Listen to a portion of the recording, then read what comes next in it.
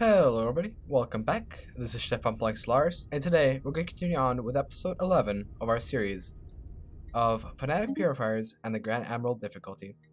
Let's begin. Alrighty, so last where we left off, we're just about finished with our Great War. I'm not sure whether or not I can actually clear out both the Mexican Confluence and the Brantha Alliance. However, I do plan on wiping out the Mexican Confluence first and foremost. Also, Enhanced AI has finally updated. And so I've enabled the mod, and now we'll say Enhanced AI actually enabled down in the description. So, without further ado, let's resume this conflict. Alright, looks like the enemy has actually mounted quite a bit of resistance over at Meknas. And so, instead of coming right at them, I'll chill in Rigel. Alright, looks like we got our first wave coming. And that was no problem. We defeated them quite easily. Let's see, they do have their largest fleet attacking us right now. And so I will wait for them and then counterattack after that. I have also ordered Strike Force Kraken to start attacking Zoltar. Hopefully I can take the system before the war is over and maybe bombard the planet a bit. I don't think I'll be able to overcome it considering the fact that I have no armies in this region. But hopefully I can take out some of the resistance. Plus it's not going to hurt me to hurt them. Alright, looks like their Queen Machine Fleet is about ready to attack. And so we will stand strong and prepare. Oh, what a good time to complete a habitat. Excellent.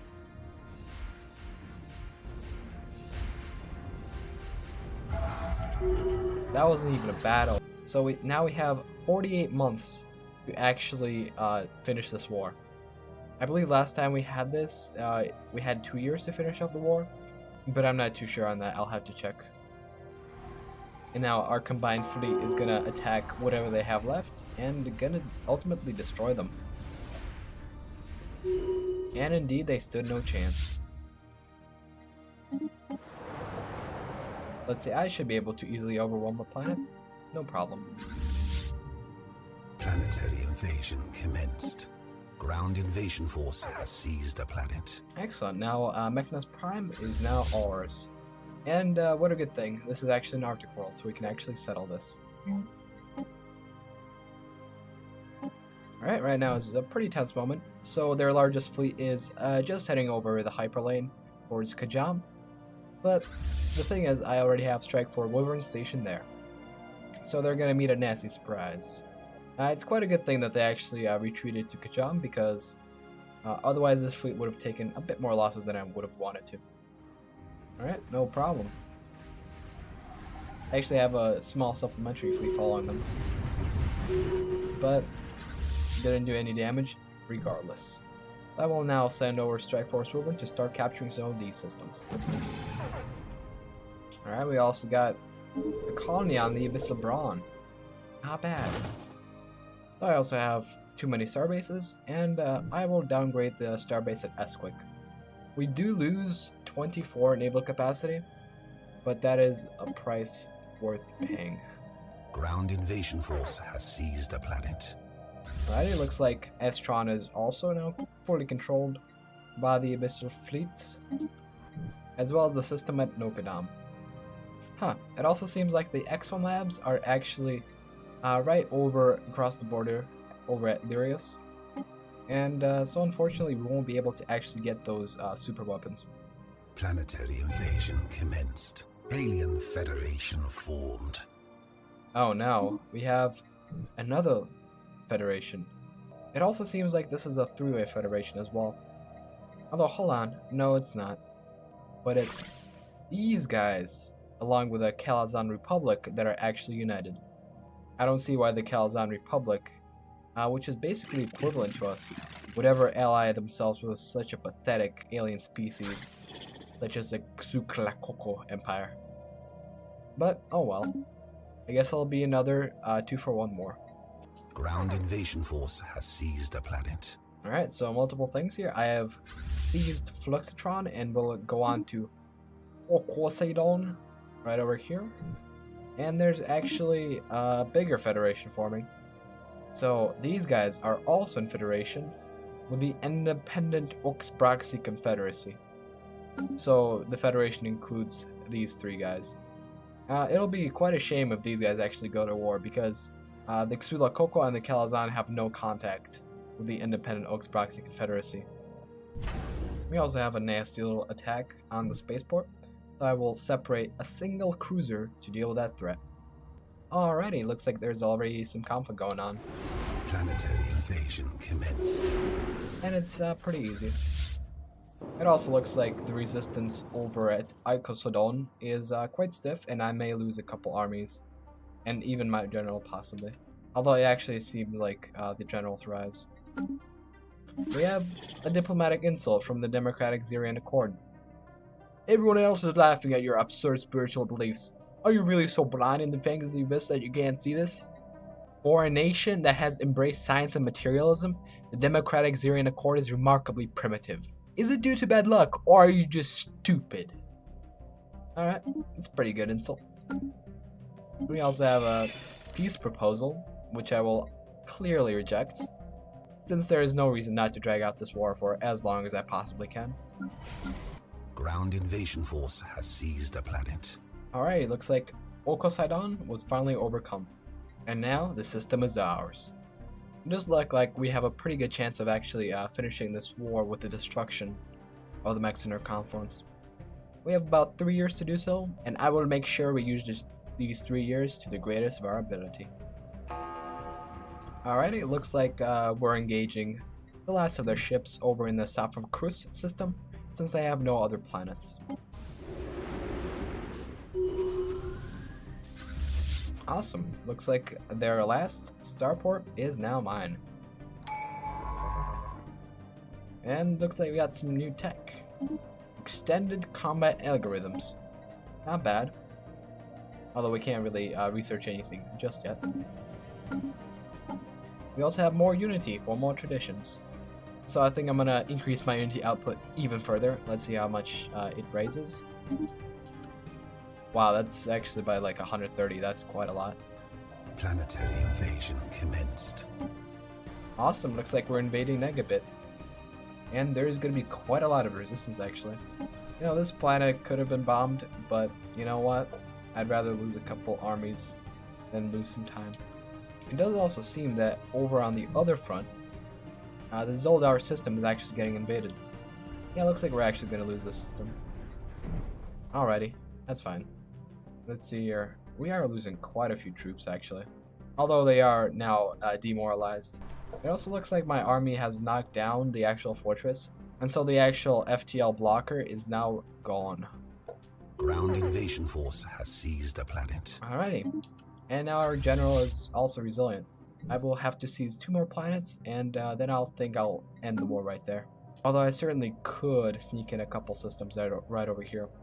I especially want this access to this system, since it clearly contains something. Technology secured. We got our positronic AI. And at this point, I might go for some shield capacitors just to get it done and over with. Hold on. AI was smart enough to build a habitat? What is this? I've only ever seen this done once before. And so I'm pretty impressed with the AI. Yeah, they actually have quite a few habitats. Alrighty, we see that now. We have a VOIDSPAWN right over here. Interesting. This is actually one of the new things Distant Stars has brought us. And so I'll try to battle this out. You know, actually I could try to battle a couple of these Guardians out at this point. Our fleet is strong enough to take some losses battling them. And it'd be quite interesting to see what they actually have.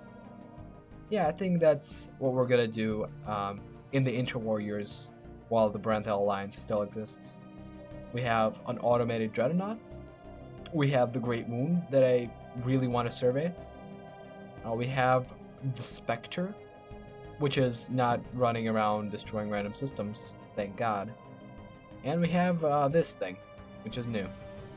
Otherwise, we also have Gargantua, which I will acquire once I go to war with the Compact. Alright, looks like there was a governing ethics shift in the Democratic Xerian Accord. They are now militaristic. Hopefully that will be to our advantage, and they can go to war with the Federation. What's also interesting is that this habitat had 12 tiles before, and now it has 3 more. So it looks like Master Builders actually adds to your habitats, no matter if they're acquired at the point of the tradition or after. And so now we will make planetfall on the last planet in the Mexinar Confluence. Ground invasion force has seized a planet. Alrighty, now the Mexinar Confluence is no more. This didn't really affect the war exhaustion at all, but now we can say that we have a third empire completely and utterly decimated. Looks like robots are just not meant to be rulers of the galaxy. Receiving communications. Alright, now it's the Brenthal Alliance offering peace. Haha, you're not getting any peace, bro. You guys aren't getting peace. Technology secured. We have shield capacitors. Yeah, let's just finish up those mining drone lasers. We have 290 days, and I'm not actually sure if the transport fleet will actually make it. It also looks like we're actually full on minerals. And Mega Engineering is still 70 months away. Guess I'll just have to build more habitats. You know what? Aldebaran seems like a pretty good system. Let's build a couple habitats over there. Technology secured. Alrighty, looks like we got those mining drone lasers going. And now I can actually go for a particle lance. You know, I think I might. Why not?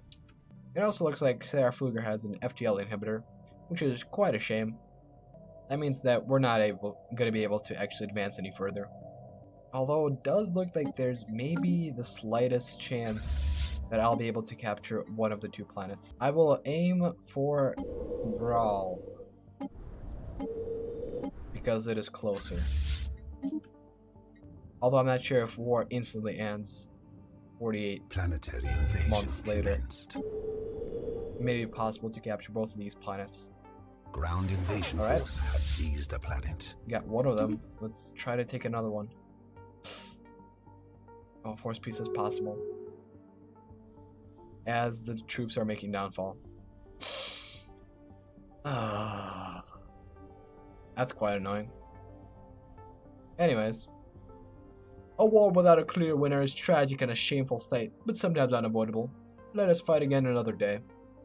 I believe there is a clear victor in this war, but I guess technically it's a status quo, so we haven't completely taken you over. It also looks like we lost administrative control of Habitable, because for whatever reason this starbase now belongs to them. That is very strange considering the fact that I had a planet and the actual starbase.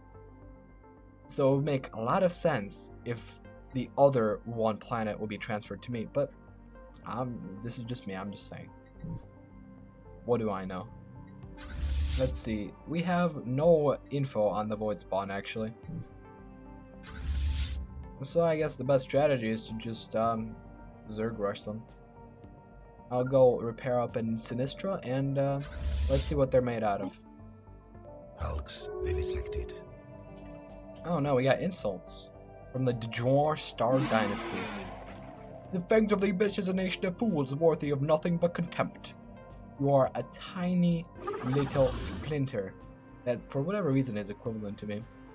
Huh. But you have 8 planets. Now, what are you saying against an empire with 35? You are nothing. Your economy is nothing. And even with the bonuses you're supposed to be getting from Grand Admiral, you are still nothing. I mean, at this point, everyone else is getting a 55% bonus to everything they do. We don't need that bonus. All we got is territory. We got quite a bit of territory, actually. I mean, we're almost halfway through to domination victory, which isn't bad. Although I'm not actually going for victories like that. But I do remember one time I did do that. I just built a bunch of habitats and colonized them all. And yeah, it gave me the victory. I was about this size, and then the other empire was about, you know, this size. And I still got more planets because of habitats. But that's another story. Oh, okay. Looks like these guys are in for duration. That is actually going to suck though. When we go to war, we'll have to go to war with the Korlako Empire, the Kelazan Empire, and the Brenta Alliance. Obviously these guys won't actually do anything. Although at this point, only the Kelazan Republic actually stands a chance. And if we build up our fleet to its maximum capacity, they won't stand even a single chance. But I don't really want to go to war for now. I think I'll prey on this little republic right over here. Oh yeah, and by the way, these guys still need that insult back. You will forgive me if I dim my display, Jumar. I simply cannot look at your nauseating appearance. Technology secured. Alrighty, we also got the command matrix. And so now we can get the Gene Warrior army going. Oh yeah, by the way, there's going to be new ships. These will ensure that I actually win the battle against whatever that thing is. We got our habitat that is now up and ready for colonization. Oh, I see. So, shipyard build speed, shipyard build cost, and shipyard build time are not the actual module, but how fast and how well it actually manages the queue. That makes a lot more sense, actually. War declared. Oh no, we got a war. Looks like the Calexian Enlightened Kingdom is declaring war on the Pricky TT. I'm gonna feel bad for these fellow fanatic purifiers, but alas, they weren't the right kind. It does also look like, with just that little addition to the fleet, the Kelazan Republic is now inferior. So at this point I might as well just destroy my veteran destroyers, and then deal with only cruisers, at least for now. Alrighty, not bad. So that's a grand total of about 40k fleet power. Hopefully that should do the trick. I will also require a science ship to warp over here to actually do whatever has to be done. Normally I would consult the curators, but since we're fanatic purifiers, we can't really do that. Okay. A creature of unthinkable size is fluttering clumsily from planet to planet. Judging by its awkward proportions and movements, it has only spawned yet, but it is horrifying to behold all the same. Strings of slime and black bile cling to its body in sharp mandibles. Spawn or not, it's a predator, equipped to kill. And also, we have a cracked world. A planet-sized egg, eh? 3 strike fleets, 1 void spawn. What could possibly go wrong? My fleets have already lost 6 ships. Although this creature will go down very shortly.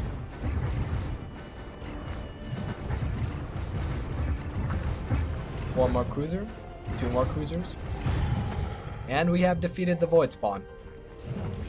A light tremor passes through the void spawn's curled up body, ribbons of black liquid trailing from its wounds and snout.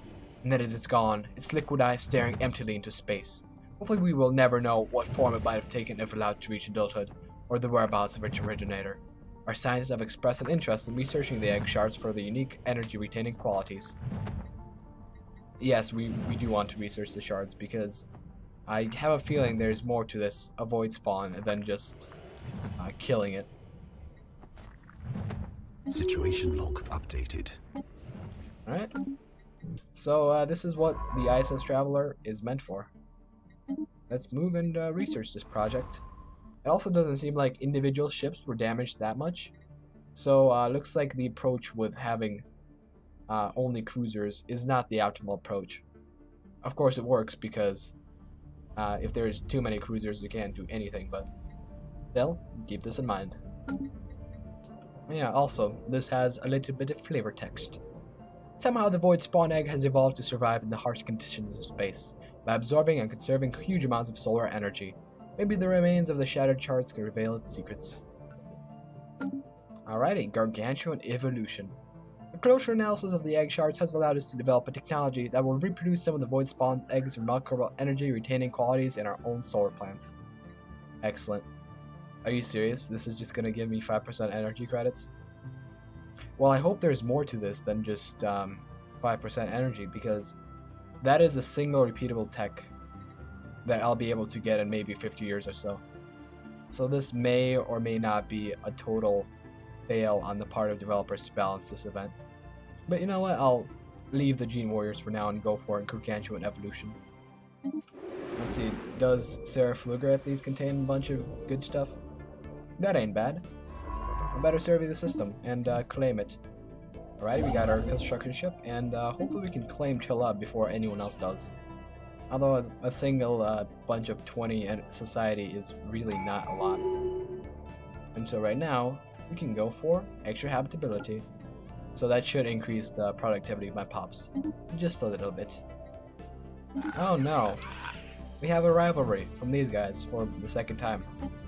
You deserve an insult. Your bizarre love of alien creatures is a sickness. Can't you see that? Well, that's quite blatant, but that's fine. Technology secured. Alrighty.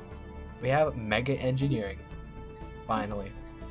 Now we could go for L-gates, but instead I'm gonna go for citadels. Although living metal would actually be quite a good idea. But it doesn't actually accelerate the rate at which megastructures are constructed. It'll just decrease the cost. Although this could come in handy for the next upgrade. Alrighty, so now we can go for traditions, and we can go for galactic wonders. Megastructures are rightfully regarded as the wonders of our time. The scope of such a project would have been unimaginable mere generations ago. Yes, we do want galactic wonders.